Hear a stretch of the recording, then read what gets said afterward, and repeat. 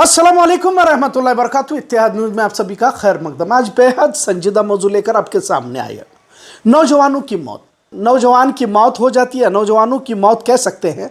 मौत तो हो जाती है लेकिन पीछे कई सारे रिश्तों को वो मुतासिर कर जाती है। बाप, बेटा, भाई, बहन, कई सारे रिश्ते एक फर्द के साथ जुड़े हुए होते हैं। लिहाजा आज इसी पर बात करते हैं। कहते हैं जिनके हाथ में समाज का, कौम का मुस्तकबिल होता है, उन्हीं नौजवानों में से कोई सामाजिक खिदमतगार, कोई इंजीनियर, डॉक्टर और लीडर बन जाते हैं। आज वही समाज नौजवानों को अंधेरे में भटकता हुआ देख रहा है। पिछले कुछ अरसे से इन मौतों का आंकड़ा बढ़ता ही जा रहा है। वालिदैन अपने लाडले की परवरिश बड़े ही खुशनुदी के साथ करते हैं, अपने तमाम ख्वाहिशात को दबाकर अपनी औलाद बेहतर जिंदगी गुजारे।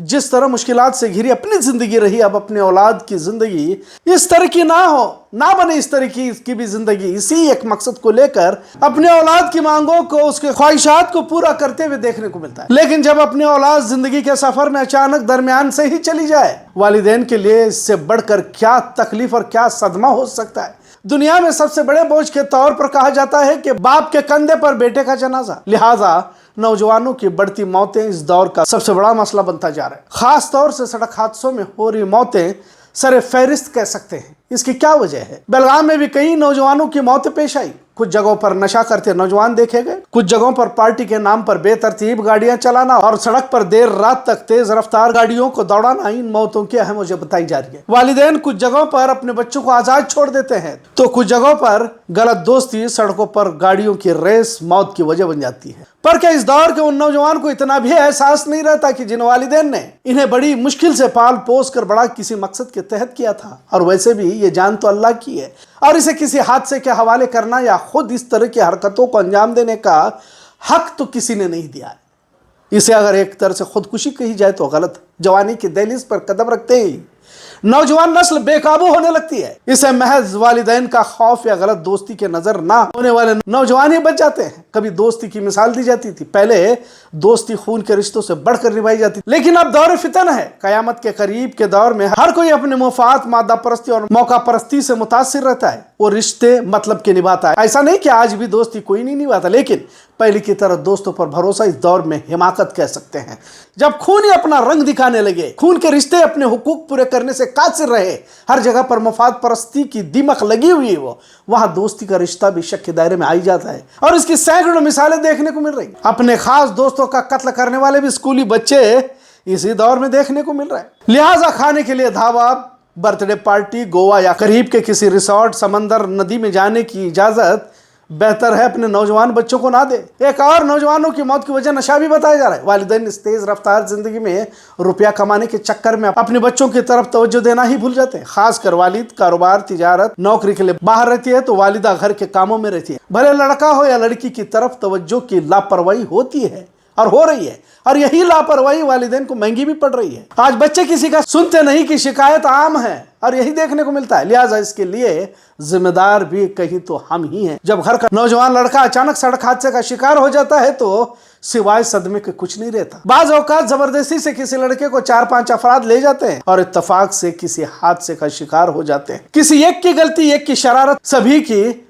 जान बहक होने की वजह बन जाती है। हादसे अचानक पेश आते हैं और कई खानदान इसमें उजड़ जाते हैं। अभी 2 महीने पहले हत्तर के ढाबे को खाना खाने को गए 5 नौजवान हादसे का शिकार हो गए, जिसमें 2 की मौत हो गई।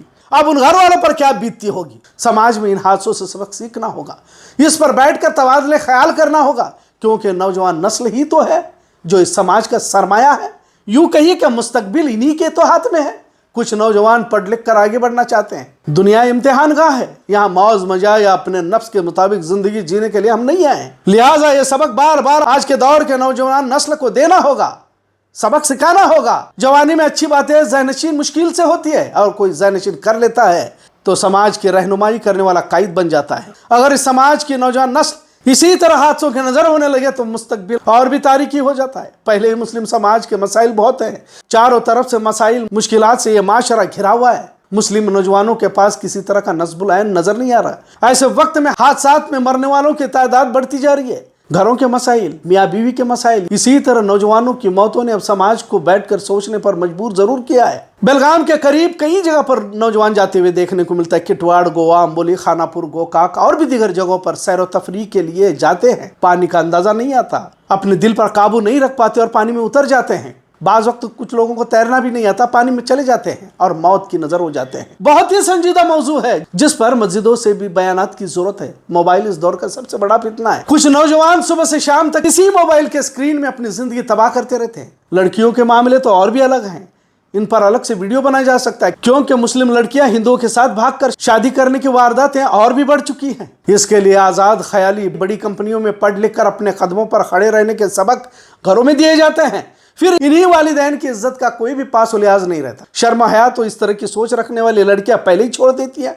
शादियों में क्या मुसलमानों के हाल है, हमने इस पर पहले भी वीडियो बनाया है। खैर, मुस्लिम समाज आज जिस तरह बेतरतीब जिंदगी गुजार रहा है, शायद तारीख में इस तरह का बिखराव कभी नहीं देखा होगा। अपने बच्चों को गलत दोस्ती करने से पहले रोकना होगा।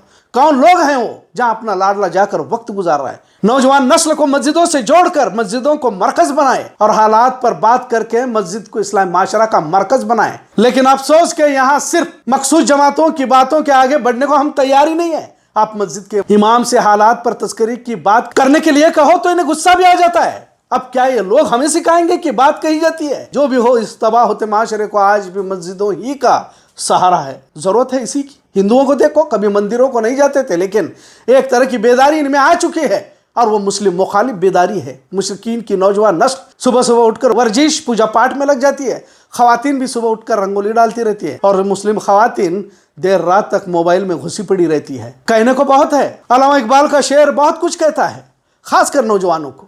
कभी है नौजवान मुस्लिम तदब्बर भी किया तूने, वो क्या गर्दू था तू जिसका एक टूटा हुआ तारा। आज के नौजवान को मुखातिब होकर कहते हैं कि तू कहां फंसा हुआ है। दुनिया की चकाचौंध ने तुझे गुमराह किया है। दुनिया में मौज मजा करने के लिए नहीं आया, तुझे एक मकसद से नवाजा गया। लिहाजा नौजवानों की अचानक मौत एक दहकता मौजू है। इस नस्ल की हिफाजत इसी समाज की जिम्मेदारी है।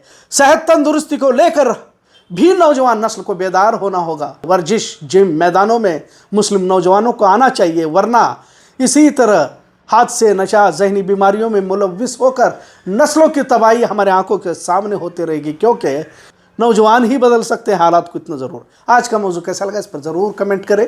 इत्तेहाद न्यूज़ देखने के लिए शुक्रिया। अल्लाह हाफिज़।